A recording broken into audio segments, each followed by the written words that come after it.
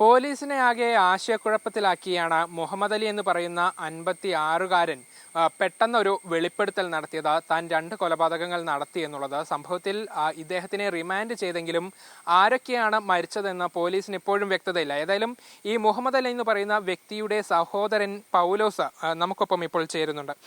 ഞാൻ പറഞ്ഞതുപോലെ മുഹമ്മദ് അലി ഇങ്ങനെ 2 കൊലപാതകങ്ങൾ നടത്തിയെന്ന് പറഞ്ഞാണ് പോലീസിന് മുന്നിലെത്തിയത്. ഈ സംഭവത്തിൽ പൗലോസ് ചേട്ടന് എന്തൊക്കെ അറിയാം? എനിക്ക് ഇതേപ്പറ്റി ഇപ്പോഴും നടത്തിയതല്ല കൊലപാതകം. കോഴിക്കോട് നടത്തിയത് അത് എനിക്കറിയത്തില്ല. കാരണം ഇത്ര അകലമില്ല, കോഴിക്കോടും ഇതുമായിട്ട് നമ്മൾ ഇത്ര അകലമില്ലേ, അതുകൊണ്ട് അതൊന്നും എനിക്കറിയത്തില്ല. ഇതവൻ നടത്തിയതല്ല. ഇയാൾ വെളുപ്പിന് കക്കൂസ് എങ്ങോട്ട് പോയതാണ്. അപ്പം ഇയാൾ വൃത്തിക്കാരനല്ല, എവിടുന്ന് പണിക്ക് വന്നതാണ്.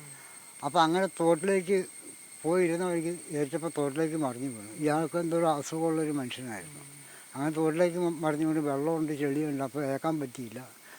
അത് പോസ്റ്റ്മോർട്ടം റിപ്പോർട്ടിൽ തന്നെ ഇയാൾ വെള്ളം ഇത് കയറിയിട്ടാണ് മരിച്ചതെന്നുള്ളതാണ്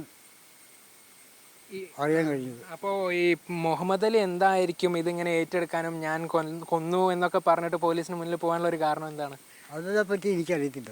കാരണം ഇവിടെയല്ല താമസം, ബാങ്കരയാണ് താമസം. അതേപ്പറ്റി എനിക്കൊന്നും പറയാൻ. മുഹമ്മദ് അലി അങ്ങനെ ഒരു കൊലപാതകം ചെയ്യില്ല അല്ലേ? ഇല്ല ഇല്ല ഇല്ല ഇല്ല അങ്ങനെ ചെയ്യില്ല. കാരണം ഞങ്ങളാരും അങ്ങനെ ഒരു ഒറ്റപ്പാടിനോ കോളത്തിനോ ഒന്നും നിൽക്കാത്ത ടീമുകളാണ്. ആരും എന്തെങ്കിലും ഇങ്ങോട്ട് പറഞ്ഞിട്ടുണ്ടെങ്കിൽ ഞങ്ങളത് കേട്ട് പോരുള്ളൂ. അല്ലാതെ ഞങ്ങളാരും ഒരു മനുഷ്യനോട് ഒന്നും ഇതുവരെയായിട്ടും പറഞ്ഞിട്ടുമില്ല, ചെയ്തിട്ടുമില്ല. അതിലിപ്പോ ഈ മരിച്ച ആള് ഇവിടെ തിരുവമ്പാടി ഭാഗത്ത് മരിച്ച ആളെ പൗലോസ് ചേട്ടനെ അറിയോ അല്ലെങ്കിൽ കണ്ടിട്ടുണ്ടോ? ഞാൻ കണ്ടിട്ടില്ല.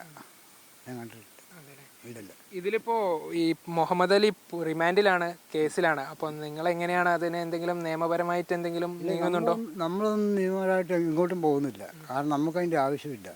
കാരണം അവൻ ഏറ്റെടുത്ത കേസ് അവൻ എന്തായാലും തീരുമാനിക്കട്ടെ. നമുക്ക് ആ പഴയ ഒരു വീടുമുണ്ട്, കുടുംബങ്ങളുണ്ട്. അത് പെമ്പറത്തിലാണ്, സുഖമില്ലാത്ത ആളാണ്. അതുകൊണ്ട് നമ്മൾ അതിൻ്റെ പുറകെ നിൽക്കുമ്പോൾ നമ്മളെ കൊണ്ട് പറ്റിയല്ല. നിങ്ങളായിട്ട് മുഹമ്മദ് അലി ബന്ധം ഉണ്ടായിരുന്നോ ഈ കാലങ്ങളിലൊക്കെ? ഇല്ല ഇല്ല, ഞങ്ങൾ ഇവിടെ വന്നിട്ട് ഒരു 10-20 വർഷമെങ്കിലും ആയിട്ടുണ്ട് ഇവിടെ വന്നിട്ട്. ഈ കാലത്തിലൊന്നും മുഹമ്മദ് അലി ആയിട്ട് ബന്ധമില്ലായിരുന്നു. ഇപ്പോൾ ഈ വാർത്ത വന്ന സമയത്താണോ അറിയുന്നത്? വാർത്ത എൻ്റെ ഫോൺ നമ്പർ പോലീസ് സ്റ്റേഷനിൽ കൊടുത്തു. അവിടെ വേങ്ങരയിൽ നിന്ന് പോലീസുകാർ വിളിച്ചു. അവിടെ നിന്ന് തിരുവാമ്പാടിയിൽ നിന്ന് 2 പോലീസുകാർ കൂടി അന്വേഷിച്ച് വന്നു. അങ്ങനെയുള്ള ഈ 14-ാം വയസ്സിലാണ് ഇങ്ങനെ ചെയ്തത് എന്നുള്ളതാണ് പറയുന്നത്. അന്ന് അങ്ങനെ എന്തെങ്കിലും സംഭവിച്ച എന്തെങ്കിലും പറഞ്ഞിട്ടൊന്നുമില്ല? ഇല്ല ഇല്ല ഇല്ല, 14-ാം വയസ്സിലൊന്നും അവനിവിടെ ഇല്ല, ഇവിടെ ഇല്ല. അത് അവൻ വെറുതെ പറഞ്ഞുണ്ടാക്കുന്നതാണ്. 14-ാം വയസ്സിലൊന്നും അവനിവിടെ ഇല്ല. ഞാൻ പറഞ്ഞില്ല, അവൻ 2 പഠിക്കുമ്പോഴേ അവിടെ നാട് വിട്ട് പോകണം. 7 വയസ്സല്ലേ ഉള്ളന്ന്. അത് 10-15 വർഷം കഴിഞ്ഞാൽ അവൻ വരുന്നത്. പിന്നെ ഇങ്ങനെ 14-ാം വയസ്സിൽ കൊല്ലുന്നു. അപ്പോൾ പത്രത്തിലുള്ള വാർത്തകൾ കണ്ടിട്ട് പുള്ളി തന്നെ പറയുന്നതാണോ? പുള്ളി തന്നെ പറയുന്നത്.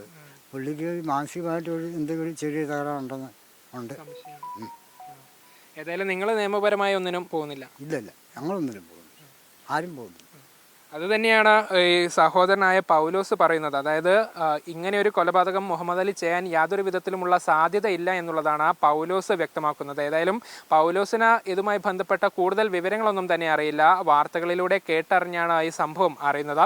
ഏതായാലും ഈ സംഭവത്തിൽ പോലീസിന്റെ ഭാഗത്തു നിന്നുള്ള അന്വേഷണം പുരോഗമിക്കുകയാണ്. ആരാണ് മരിച്ചത് എന്നുള്ള കാര്യം കണ്ടെത്തുന്നതിന് വേണ്ടിയാണ് പോലീസ് ഇപ്പോൾ പരിശ്രമിച്ചു കൊണ്ടിരിക്കുന്നത്. ക്യാമറ പേഴ്സൺ ജിഷ്ണു മീനങ്ങാടിക്കൊപ്പം നന്ദഗോപാൽ, മീഡിയ 1, കോഴിക്കോട്.